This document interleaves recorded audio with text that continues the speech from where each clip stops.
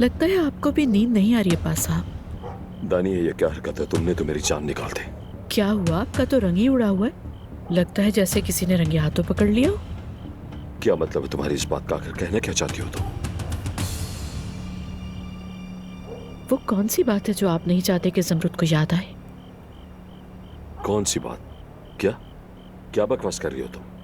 मैं तो ये कह रही हूँ, तुमने अभी अपनी माँ से पूछा था अगर ज़मरुद को सब याद आ गया तो क्या होगा?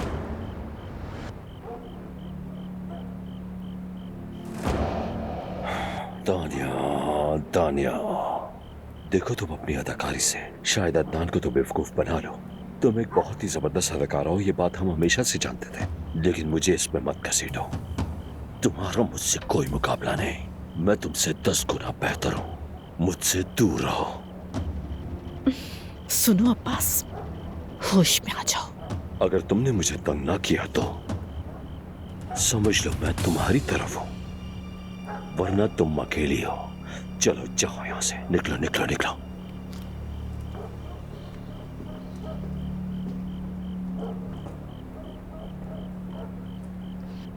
चाहे जितना भागो, फिर भी तुम्हारा राज जानकर ही रहूंगी।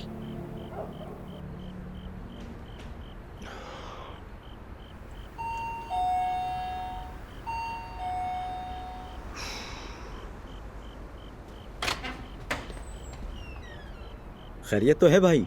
मुझे माफ़ करना, मैं बहुत रात में आया हूँ, लेकिन मेरा मैनेजर से मिलना बहुत ज़रूरी है। बहुत अहम मामला है। क्या हुआ? तुम यहाँ क्या कर रहे हो इस वक्त? वक्त देखा है तुमने? मुझे वाकई अफसोस है कि मैंने इस वक्त परेशान किया, मगर मैं सोशल सर्विसेज गया था लेकिन बंद था, वहाँ कोई नहीं था। मैं आपको सब कुछ खुद बताना चाहता था। बेहतर है कि सीधे घर जाओ और सो जाओ। जो भी बात है कल ऑफिस टाइमिंग में आकर मैनेजमेंट को मैं बता सो नहीं देना। पा रहा। बराए करम मेरी बात सुने। मेरे लिए ये काम बहुत ज़रूरी है। मैं कल रात से बेचैन हूँ। मुझे समझ नहीं आता कि इस वक्त तुम क्या करना चाहते हो। मैं अपनी बेटी वापस लेना चाहता हूँ। बात सुनिए, दमीर खान खानदान ने सबको धोखा दिया है, खास तौर पर आपको और आपकी टीम के लोगों को। क्या मतलब तुम्हारा? वो अदनान की पहली बीवी अभी तक उनके साथ है। इस बारे में मैं आपको पहले भी बता चुका हूँ। आपकी टीम गई थी ना वहाँ, मगर उन्होंने कहा कि उसकी साबका बीवी को नहीं देखा उन्होंने। असल में तो देखा है उन्होंने वहाँ, लेकिन अदनान साहब की पहली बीवी ज़मरुद ने खुद को ईशा की नैनी बताया था। क्या अभी आप दमीर खान को एक ईमानदार और बावकार खानदान समझती हैं? तुम्हें यकीन है? जी मुझे यकीन है, और ये मेरी बेटी का मामला है। एक मासूम बच्ची जो झूठ के जाल में फंस चुकी है। प्लीज आप मेरी मदद कीजिए। इस बार ताकतवरों के हक में इंसाफ ना जाने दें। इंसाफ किसी का साथ नहीं देता, और एजेंट ने मुझे अभी तक कोई मुस्बत रिपोर्ट पेश नहीं की है। कल सुबह आकर दरख्वास्त दो, हम फौरी तौर पर कार्रवाई शुरू कर देंगे। तो क्या आज रात अपनी बेटी को उनसे नहीं ले सकता? ये सरकारी मामला है, ज़बानी दावों की कोई हैसियत नहीं। हम तहकीकात शुरू करेंगे। तुम सच्चे हुए तो तुम्हें बेटी मिल जाएगी। और हाँ, आइंदा मेरे घर ना आना। कोई मसला हो तो सोशल सर्विसेज से बात करना। और हमारे इदारे में सबसे पहले बच्चों की खुशी को अहमियत दी जाती है हमेशा। ठीक है, फिर से माजरत कि आपको इस वक्त परेशान किया। चलता हूँ मैं। आपका बहुत शुक्रिया। शुक्रिया। शब खैर।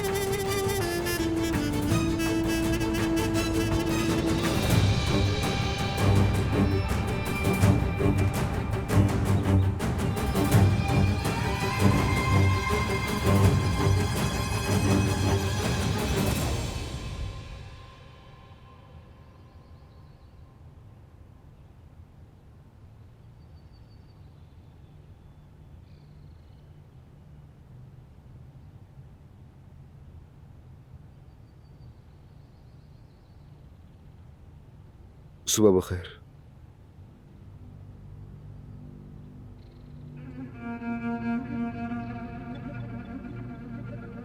ये बताओ तुमने क्यों खोला मेरा बैग?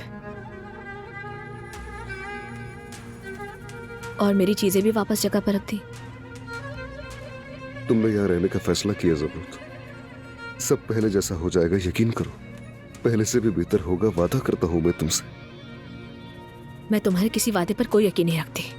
मुझे कोई एतमाद नहीं अब।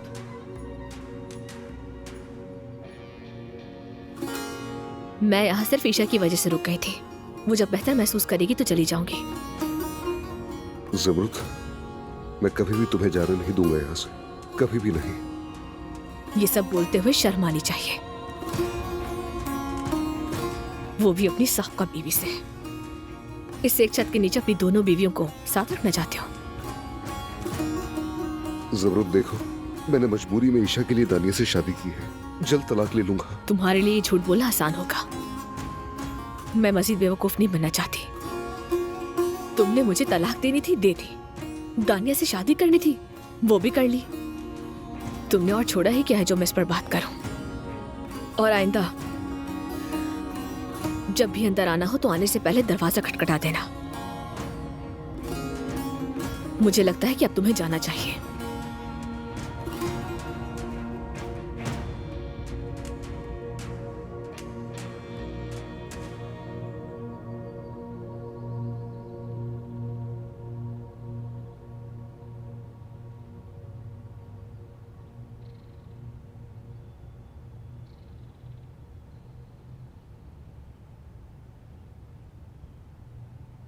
सुबह बखैर।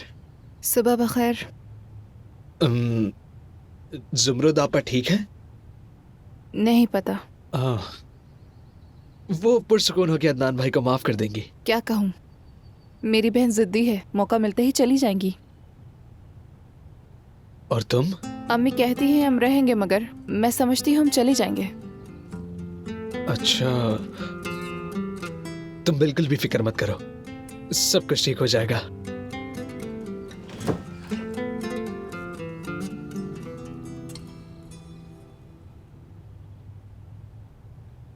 ये क्या हो रहा है लतीफ? सुबह सवेरे यहाँ क्या कर रहे हो? आपा के बारे में पूछ रहे थे। खैर हम चलते हैं। हाँ चलते हैं। तुम क्या कर रही थी इसके साथ?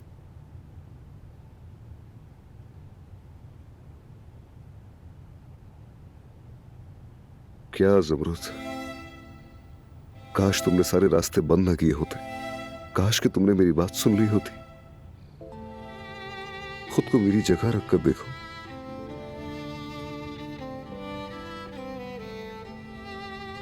तुमने कहा था मुझसे बेहतर तुम्हें कोई समझ ही नहीं सकता,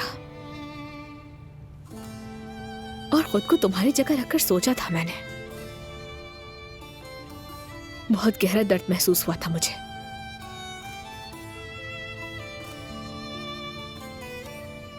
पहले वो जख्म मैंने तुम्हें लगाया था और अब तुमने भी लगा दिया।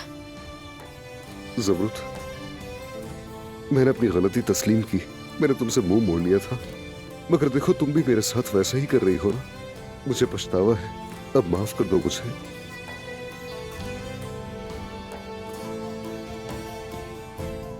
अदनान,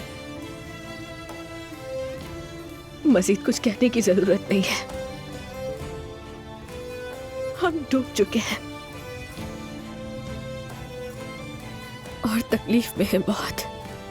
जो कुछ हुआ उसके बाद मुझे नहीं लगता कि हम दोनों एक साथ खुश रह सकेंगे। ऐसा मत कहो जबरूत, ऐसा मत कहो। हम दोनों बहुत खुश थे। अगर ये ना होता तो हमारी खुशियों का दौर खत्म हो गया है अदनान। जब भी हमें लगा कि एक साथ खुश रहेंगे तभी कोई सानिया हो जाता है। मगर क्या हमने वो सारे हाथ इकट्ठे उबूर नहीं किए थे? क्या हम मौत के मुंह से वापस नहीं आए थे? क्या तुम इतनी आसानी से हार जाओगी? नहीं मालूम। अच्छा होता अगर हम दोनों दोबारा कभी न मिलते।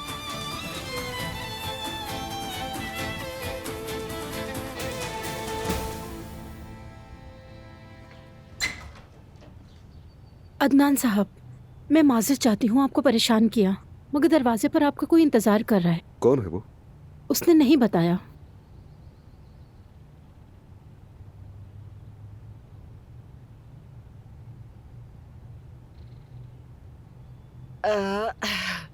मेरी वही प्यारी लड़की लौट आई। सुबह बखैर मेरी जान, कैसी हो तुम? अब तबीयत तो ठीक है ना तुम्हारी? आपा कैसी हैं आप? बेहतर महसूस कर रही हैं? बिल्कुल नहीं, पहले से भी ज्यादा बदतर। कोई मौका ही नहीं छोड़ता है। मेरी माँ ने मेरी शादी बेच दी। ये बात और मेरी अपनी बहन मेरी आंखों में धूल झोंकती रही। मैं पागल ना हूँ तो और क्या हूँ? बेटी नाराज मत होना, मेरी बात सुन लो मेरी जान। कसम खाती हूँ मैं, जो कुछ भी मैंने किया सब तुम्हारी तो भले के लिए किया और तुम उसे गलत समझ रही हो। ये तो गलत बात है बेटी। एक बात बताओ मम्मी, आपको मुझसे ज्यादा इस घर की फिक्र है। नहीं, बिल्कुल भी नहीं। आपको वो गुलदान दिखाऊं? देखिए, ये गुलदान आपको मुझसे भी ज्यादा प्यारा है। ऐसा करें कि इसे अपने पास रख लें और इसी से बात करें। ये क्या कह रही है? सोई हुई शहजादी। अरे मेरी जान, आ जाओ, आ जाओ मेरे पास, आ जाओ। कितनी प्यारी बच्ची है।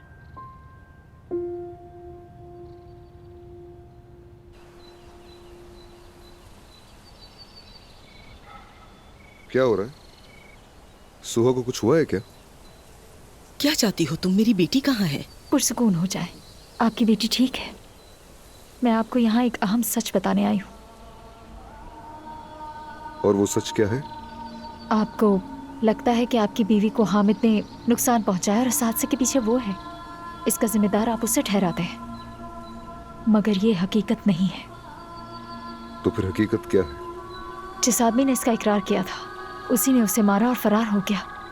वो आदमी झूठा आदमी है, किसी और का गुनाह अपने सर ले रहा है। ये बात साबित हो चुकी है। हाँ, और ये सब हुआ कैसे? क्या तुम ये बताओगी कि तुम कहना क्या चाह रही हो? जब आप अदालत में थे तो दुकान वाले ने आपको फुटेज भेजी और इसी तरह हकीकत सामने आई।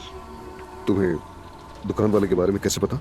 जिस शख्स ने उसे ढूंढा और ये यकीनी बनाया कि वो फुटेज आप तक पहुंचे, वो हामिद था। क्या? हामिद था? हामिद का इस हादसे से कोई ताल्लुक नहीं। मैं गवाह हूँ। हादसे के दिन से वो भी मुजरिम को ढूंढने की कोशिश कर रहा है। तो फिर उसके पास मजबूत सबूत थे तो उसने अपना नाम साफ क्यों नहीं किया? इतने दिनों तक चुप क्यों रहा? वो मुझे बता सकता था। बस यही वो बात थी जो मैं आपको बताने आई हूँ। अच्छा तो कहो, जो कहना है। बात को तूल क्यों दे रही हो? सोहा हमारे घर से हादसे से पहले फरार हो गई थी। उसका वापसी आने का इरादा नहीं था, मगर उस हादसे का इल्जाम आपने हामिद पर लगाया और वो इसी खौफ से हामिद के पास वापस चली गई क्योंकि हालात खराब हो सकते थे। ये बात हम सब जानते हैं। अगर ये सच सामने आ जाता तो दोनों खानदानों के दरमियान मसाइल खत्म हो जाते, जो कि वो नहीं चाहता था। वो आदमी पागल है क्या? ये क्या बात हुई? वो चुप रहा था कि हम सब झगड़ते रहे? ऐसा ही है। अगर सब कुछ ठीक हो जाता तो सोहा हामिद के साथ ना रहती, वो घर वापस आ जाती। वो चुप रहा ताकि वो उसके साथ रहे। आंखें खोलें, हामिद मोहब्बत करने लगा है सोहा से। अच्छा तो फिर उसने दुकान वाले को क्यों ढूंढा और हकीकत सामने लाने की कोशिश क्यों की? कोई भी अदालत के सामने कसूरवार नहीं दिखना चाहता। उसने मुजरिम और उनके सारे झूठ बेनकाब करने की कोशिश की। जरा बताओगी कि तुम ये सब बताने यहाँ क्यों आई हो? हामिद मेरा शौहर था। उसने मुझसे तलाक ली क्योंकि उसके खानदान वालों ने उसे तुम्हारी बेटी से शादी करने को कहा। मैंने भी कुछ नहीं कहा क्योंकि मैं उसे चाहती थी। मैंने सोचा जब सोहा का बच्चा होगा तो हम उसे लेकर अलग हो जाएंगे, मगर हालात तो यहाँ बदल गए। हामिद सोहा से मोहब्बत करने लगा है। मुझे घर से निकाल दिया। क्या किया उसने? जाओ अपनी बेटी को वापस ले आओ ताकि हम अपनी पुरानी जिंदगी में वापस जा सकें। और उसे समझा देना कि हमसे दूर रहे।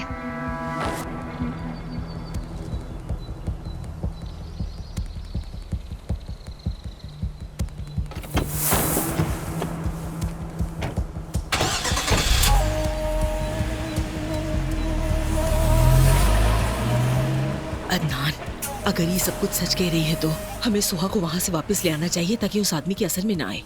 वो मेरी बेटी का शौहर बनने के लायक नहीं और ना खानदान का हिस्सा।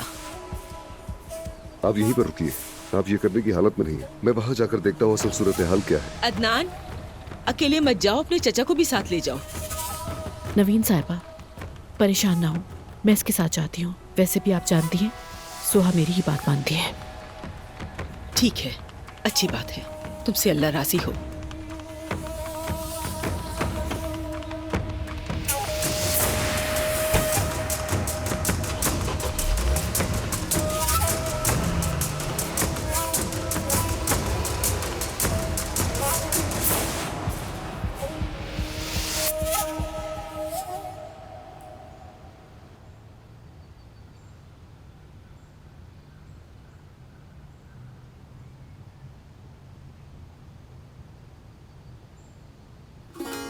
क्या हुआ सोई हुई शहजादी? आपने अंगूठी क्यों उतार दी? ये बहुत अच्छी लगती है। ये मुझे बहुत तंग कर रही थी, बहुत चुभ रही थी, इसलिए उतार दी। हाँ तो ईशा,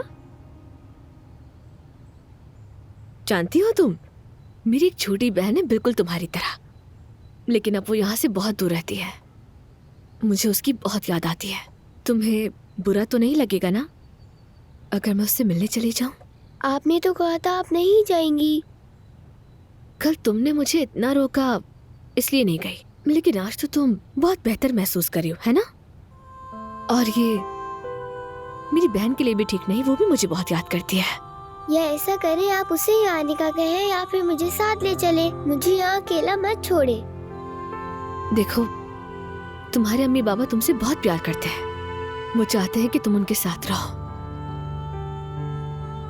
वो आपके साथ रहकर हैप्पी फैमिली बनना चाहते हैं। क्या ये ज्यादा अच्छा नहीं होगा बताओ? अम्मी, बाबा और तुम।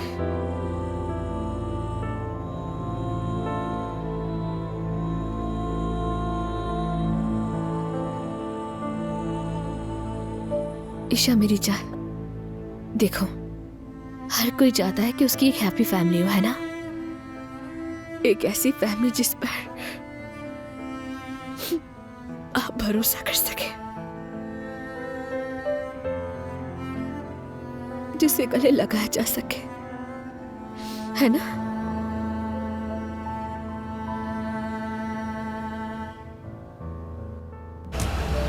ऐ मेरे अल्लाह, अगर हामिद ने नहीं किया तो फिर किसने किया? क्या कोई और मुश्तबा नहीं है? नहीं, हमारे खानदान का कोई दुश्मन नहीं है। शायद हो सकता है तुम्हारे ना हो, मगर ज़मरुद के तो होंगे। उसके दुश्मन क्यों होंगे? अदनान, देखो, क्या तुम्हें उसकी पिछली जिंदगी के बारे में मालूम है? शायद कोई पुराना आशिक जो तुमसे चलता हो। अफसोस, ऐसे लोग बहुत पागल होते हैं। मैं अपनी बीवी का माजी और बाकी सब कुछ जानता हूँ, तुम फिक्र मत करो। तो फिर वो मेरे बारे में जानती थी, है ना? क्या उसने पूछा हम पर क्या गुजरी, हमारा प्यार कितना गहरा था, हम शादी क्यों ना कर सके? ज़मरुद और मैं एक दूसरे के बारे में सब कुछ जानते हैं, मगर वो चीजें जो माजी में रह गई उन पर हम तवज्जो नहीं देते क्योंकि वो हमारे लिए अहम नहीं। ठीक है, समझ गई। और ये बिल्कुल वाज़ेह है, वो बहुत खुद एतमाद है। शायद इसीलिए उसने तुम्हारी बात सुने बगैर तुम्हें छोड़ने का फैसला कर लिया।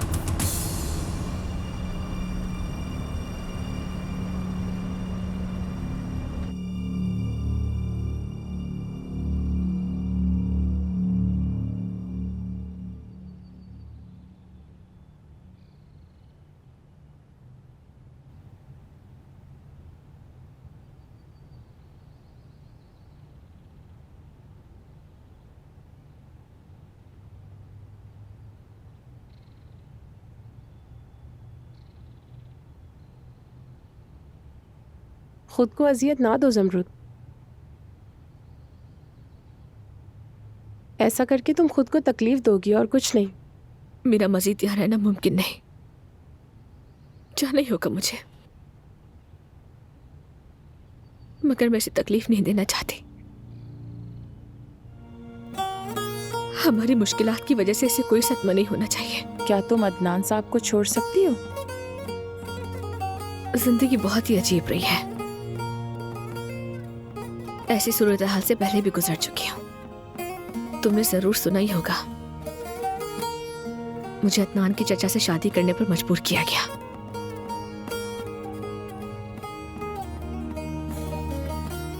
मगर तुम सोच रही थी कि अदनान साहब मर चुके हैं।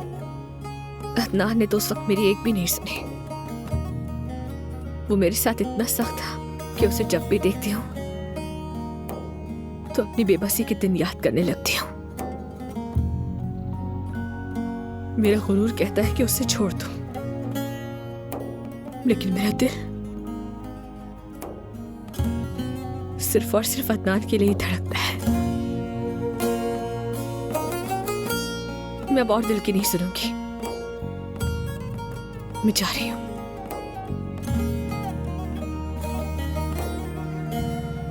देखो, मैं तुम्हें उलझाना नहीं चाहती, मगर तुम उस बेड से उठकर जिंदगी की तरफ लौटी, और वो भी सिर्फ अदनान साहब की वजह से।